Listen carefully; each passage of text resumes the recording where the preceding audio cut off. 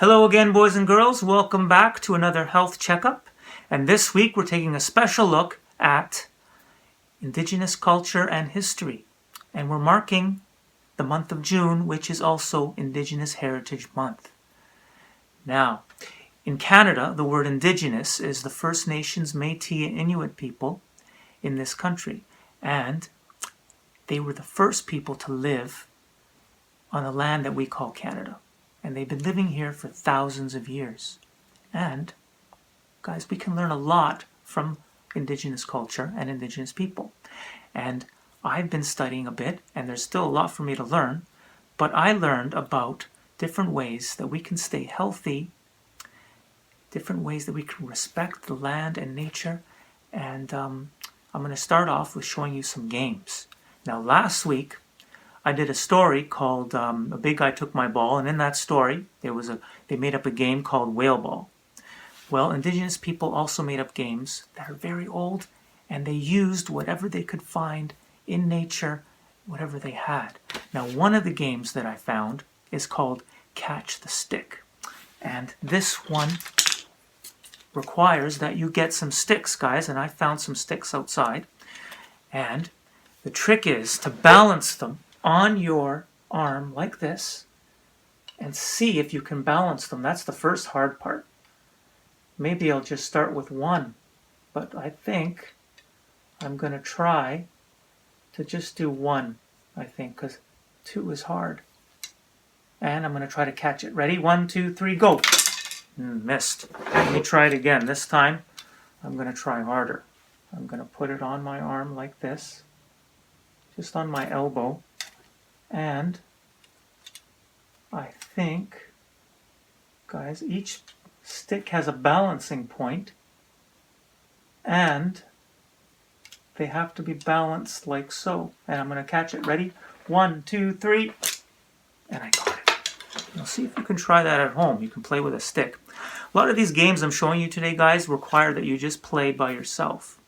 And in these days, we have to play a lot of games by ourselves. Now, if we were in the gym, I would show you some Indigenous games that would require teams, because they have a lot of games. They invented games like lacrosse, and there's different variations we can play with a ball, but we can't use the gym right now, so we have to play these games here. Now, another game is called Stick in the Hole. Stick in the Hole. And it requires, guys, this game requires a stick and a ring that you make out of leather, or you can make it out of a bone with a hole in it. This game was played by many Indigenous kids and people and adults, and it was played especially by the Mi'kmaq and the Cree, and also the Inuit. Now, within Indigenous peoples, there's different nations, and each nation has their own unique culture. So there's a lot to learn, guys, but this is a cool game you can try. And this game needs a stick, again, and a string. You can use a piece of leather or a string, and you attach a ring to it. Or you can attach a bone. Indigenous people use a bone with a hole inside. Or you can try to tie a rock to the end of the string, but that's going to be hard. So let's see if I can do it. I can put the stick in one of these holes. Ready? Whoa, I got one hole. I got the big hole, which is 5 points. If I get the small hole, I get 15 points. If I get the medium hole, I get only 10 points. Well, 5 points again, guys. 5 plus 5, that's 10. Let me see if I can get a better one. Maybe the small hole. Nope, it's very tricky.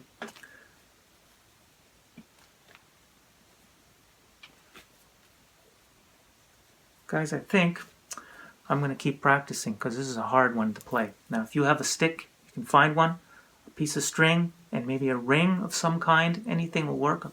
A roll of tape, maybe even, that's not too heavy. Or just some leather, a material that you can cut a hole in. And you could try to get your stick in the hole. There it goes. Now, guys, this game also has there's a store version that you can buy in a store.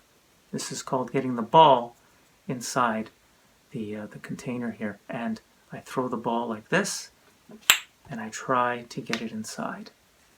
So this game was based on the old Indigenous game where they used a bone and a stick. And there it goes. I caught it. Another thing indigenous people did was make their own dice. And they used something that they could find. They could use moose antlers, or they could use beans. Beans.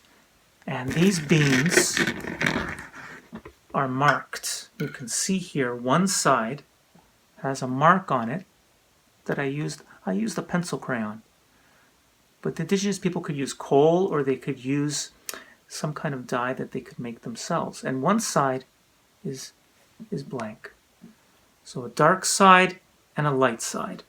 And I have 5 of these beans, and I'm going to toss them in the air and see how many are dark and how many are light. And I'm going to use my board, which is just going to be a piece of paper. And I want you to look down, and you will see that I'm going to shake my beans and drop them. I don't know if you can see that, guys, but 3 are colored dark and 2 are light. So that gives me a 3. I only count the dark ones. Let's see if I can get more than 3. I'm going to shake it around and drop. Oh, I got 4, guys. One of them fell down, but here I got 4. So, guys, that's called a game of chance, and you can play it with beans, or you can play it with coins, but indigenous people often used beans, or they would cut up some bone into little discs. Guys, those are a few games that we can play that I learned by studying indigenous culture and history. And maybe I will leave a website below that'll show extra games that we can play at home. Some of them require more than one person. These are games that you can play by yourself and use whatever you have at home. So boys and girls, playing games is one way to stay healthy. And there's another way to stay healthy, is eating right, eating proper foods. And we talked a lot on my program about fruits and vegetables. Did you know that a lot of fruits and vegetables that we love came from indigenous people? They came from here in Canada, South America, and the US. A lot of indigenous fruits and vegetables, there are a lot of them.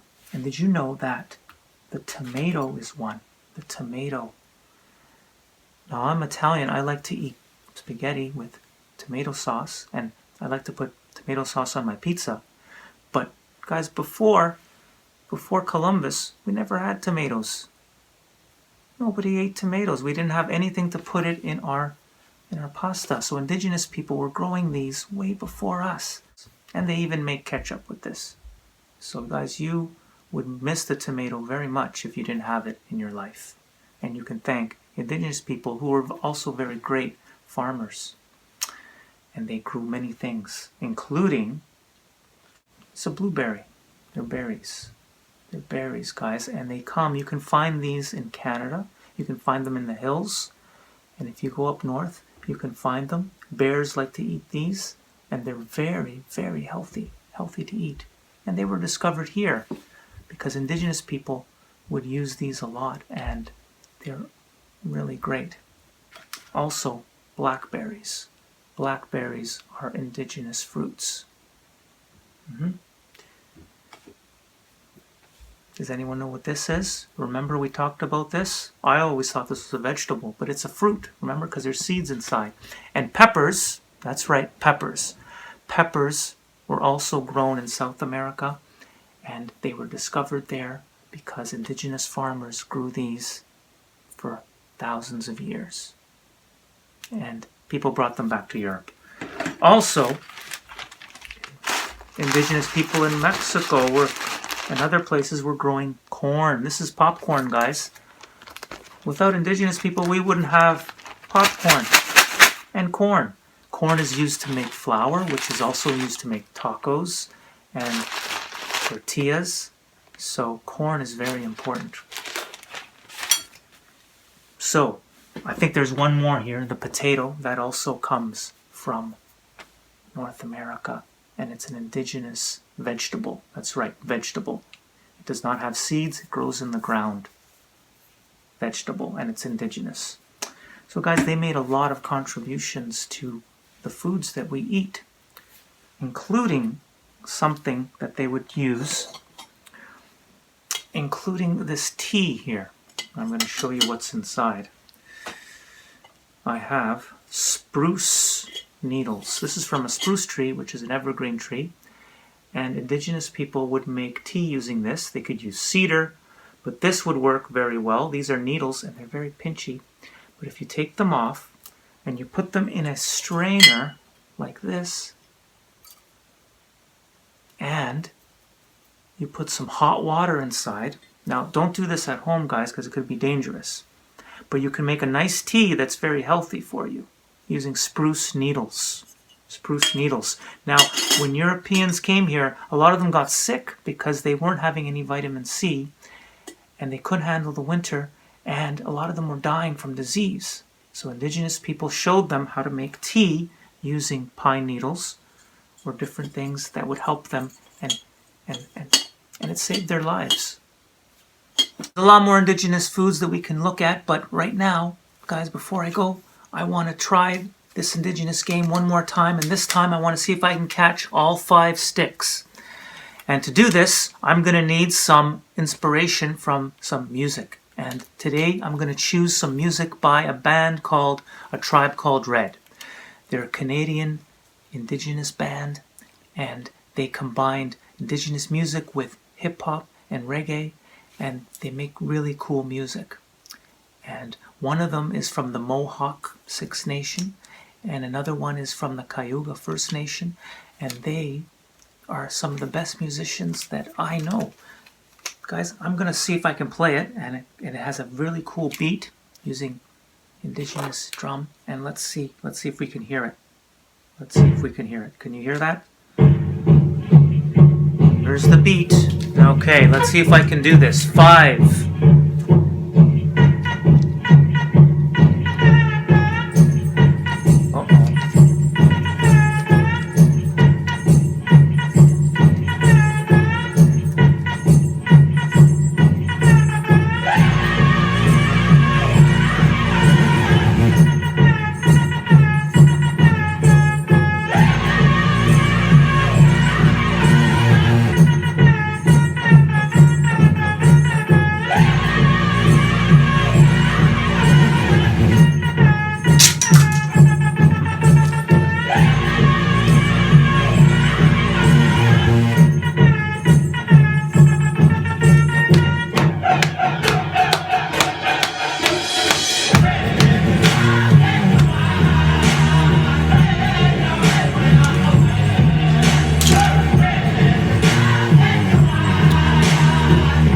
Guys, that was A Tribe Called Red, and that song is called Electric Powwow. And a powwow is a celebration of indigenous culture, and it's a celebration with indigenous people, but if you're lucky, you may get invited to one, and they look like a lot of fun. So, I'm going to post a video to that song down below, so if you want to hear more of A Tribe Called Red, I suggest you listen to them, because they're really, really cool. There's one more artist I want to share with you. He's a singer-songwriter. He's from Winnipeg, Manitoba, and he's also First Nations, and his name is William Prince. And he sings, and he has one of the best voices that I've ever heard in my life. And guys, I'm pretty old, and I've heard a lot of good voices, but this is one of the best. And maybe I'll try to leave a link down below to William Prince. He's another Indigenous artist who won a Juno Award, and he has some great music. So I'm going to play some, and then I'm going to see if I can get the ball in the container, because that's going to be a tricky one, and sometimes listening to music helps. So here we go. William Prince. Ready?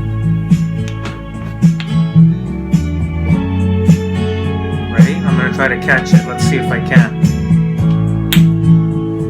So am I dreaming, or is this just how we're living now? Refuse to wait, 'cause I have never been this close. You always think I'm leaving before I've had the chance to stay. I'm in me okay. If you look me in the eye, if you look me in the eyes, I say now, don't be afraid of the fire. Guys, I have to stop that there, but if you want to hear more William Prince, I suggest you look him up. And A Tribe Called Red is another great band that you can listen to and hear anytime on YouTube or wherever you listen to music. Now guys, that's it for today. It's been great learning about Indigenous culture, and there's still a lot to learn, and I'm still learning. But maybe you can try some of these games at home and listen to some of this music, and it'll make you feel better, I guarantee it. See if you can make the stick game using a ring and a string and a stick, just like this. Alright guys, well, till next time, we'll see you, and stay safe. Be good to your mom and dad, and take care of yourselves. I hope to see you again. I miss you guys, and I hope we see each other very soon. I think we will. Bye-bye.